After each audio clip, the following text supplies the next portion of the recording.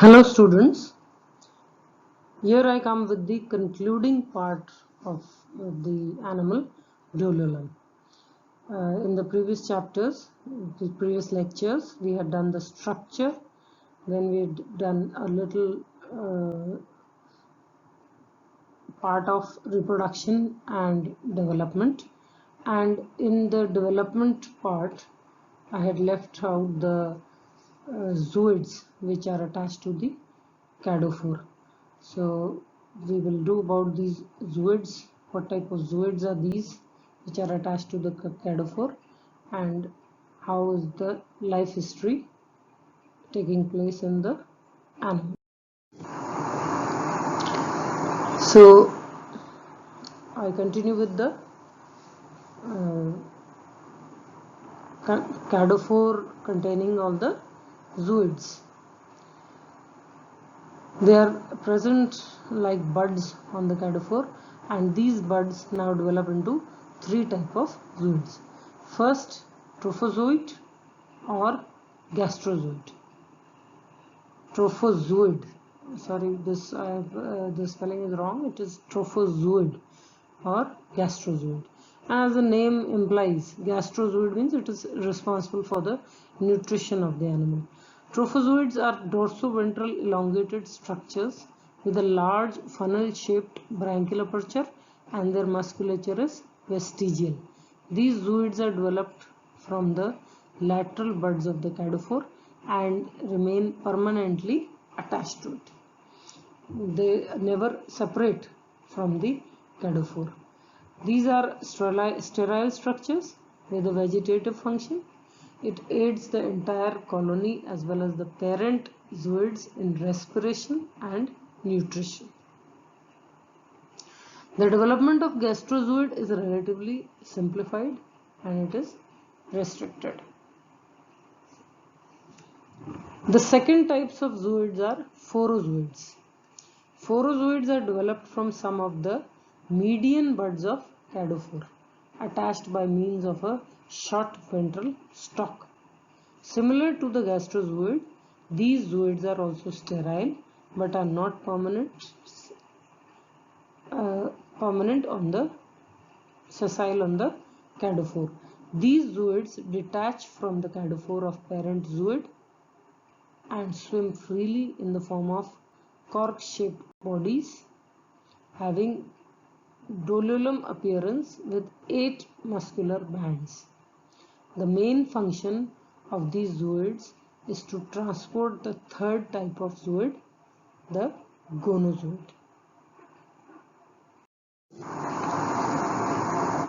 Third comes the gonozoid.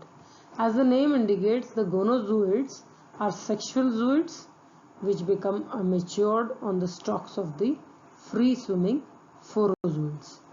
The structure of the gonozoids resemble with the parent but lack ventral stalk. After maturing, the gonozoids get detached from the stalk of the parental posterior form and swim freely about and represent the solitary phase. The parent zooid present on nurse becomes modified. Its branchial aperture, endostyle and alimentary canal, whereas its muscular bands increase in thickness and nervous system becomes adapted to serve the function of a swimming organ of the entire colony. The life cycle of dololum thus represents the regular alternation of generation between the sexually reproducing solitary phase and an asexually reproducing gregarious phase, the latter giving rise to temporary trimorphic colony, one type of which then develops into solitary individuals. Trimorphic means three types of structures are there for trophozoids, phorozoids and gonozoids. So because it is having these three types of structures, it is known as trimorphic colony.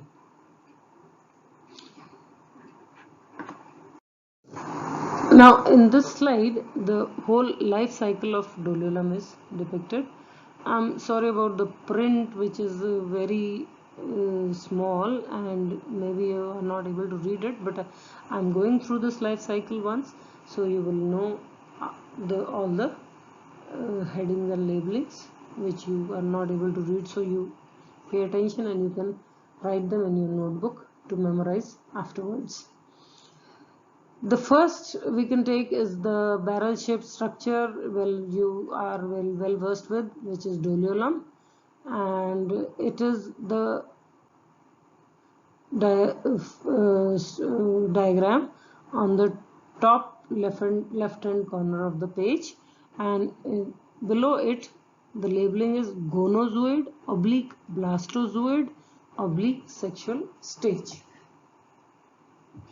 So this sexual stage, the whole structure is given over here. We had gone through the structure, so we need not repeat it. The whole structure is there, and it is a free swimming form. The gonozoid form, it is a free swimming form, and as shown in the labeling, it is the sexual stage. From this sexual stage of Doliolum, it gives rise to the advanced tailed larva, and you can see a tail is emerging from the posterior end of the animal, and this tail afterwards, from the stolon, the cells break down and they travel to this tail, which is known as the cadophore, and they get situated on the lodged on the cadophore and form the three types of zooids. So the second diagram is the advanced tailed larva, and the third diagram is the labelings below are oozoid oblique nurse oblique colonial stage, and it is also known as the gregarian stage, and you can see all the structures which I have already well explained in the previous lecture. Then after this, the third colonial stage, after this you can see a diagram which is showing the animal, the posterior half of the animal is shown, and the cadophore with the three stalks is visible over here, on which there are the zooids attached, the gastrozooids and the phorozoids. And you can also see the cells from the ventral stolon. They are emerging from ventral stolon and they are migrating towards the cadophore. And the next diagram, it is the stolon is shown, from where the cells, probuds, you can read the labeling probuds. So the ventral stolon, it is having a segment labeled probuds, and these probuds, they are then forming the stalk of the then forming the cells which are migrating to the posterior, the stalk type structure, the cadophore, and they are then lodged on this cadophore. Then the sixth is the bud, how the bud is formed, it is shown, and the seventh figure is the trophozoid oblique gastrozoid. Here they are showing a transverse section of the cadophore, which is having a median siphon, and this cadophore, along with the transverse section, in the transverse section of the cadophore, you can see the zooids attached to it, the phorozoid and the gonozoid, and there's a stalk of gastrozoid also shown in the left. So all these zooids, they are attached to cadophore in this manner, and then the gonozoids, they separate from the stalk of the cadophore, and they swim freely in the water, and they form the sexual stage of Dolulum, which is known as the gonozoid. So in this way, the life cycle of Dolulum is completed. So here we finish with the animal.